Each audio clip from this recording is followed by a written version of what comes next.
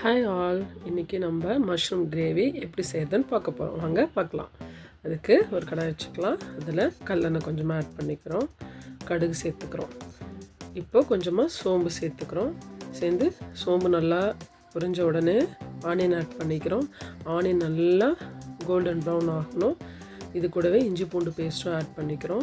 இப்போது தக்காளியும் ஆட் பண்ணி எல்லாம் நல்லா வதக்கணும். தக்காளி நல்லா மேஷ் ஆகிற வரைக்கும் நல்லா வதக்கிக்கிறோம். இப்போது கொஞ்சமாக மஞ்சத்தூள் ஆட் பண்ணிக்கிறோம், சால்ட் ஆட் பண்ணிக்கிறோம். இது ரெண்டையும் நல்லா சாட்டே பண்ணுறோம். நல்லா சாட்டே பண்ணிவிட்டு இது கூடவே நம்ம அடுத்ததாக காளானை வாங்கி நல்லா கழுவி சுத்தமாக க்ளீன் பண்ணி நம்ம எடுத்துக்கணும். ஏன்னா அதில் மண் நிறையா இருக்கும். இப்போ இந்த மஷ்ரூமை நான் கொஞ்சம் பெரிய சைஸாக கட் பண்ணியிருக்கேன். உங்களுக்கு வேணுன்ற சைஸ் நீங்கள் கட் பண்ணி போட்டுக்கோங்க.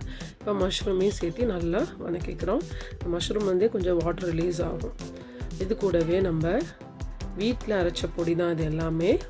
மல்லித்தூள், மிளகாத்தூள், கறி மசாலா பவுடர் எல்லாமே நான் வந்து 2 ஸ்பூன் ஆட் பண்ணியிருக்கேன். இதுலேயே நான் பட்டை, லவங்கம் எல்லாமே சேர்த்து அரைச்சதுனால நான் அதை தனியாக ஆட் பண்ணல. எல்லாமே இந்த பவுடர்லேயே இருக்குது. இப்போ இது கூடவே நம்ம கொஞ்சமாக வாட்டர் ஆட் பண்ணிக்கிறோம்.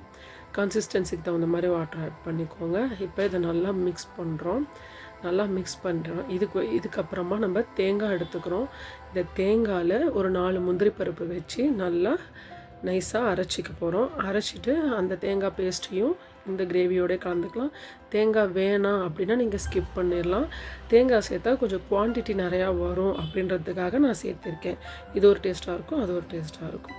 இப்போ வேணுன்ற அளவு கொஞ்சமாக நம்ம வேணால் இந்த ஸ்டேஜில் வாட்டர் கூட ஆட் பண்ணிக்கலாம். இதுக்கப்புறமா இது நல்லா கொதிச்சிருச்சு. இது கூடவே நம்ம மல்லித்தூளை இறக்கி கார்னிஷ்க்கு மல்லித்தலை சேர்த்திட்டு இறக்கிடலாம். இந்த ஸ்டேஜே நமக்கு போதுமான ஸ்டேஜு.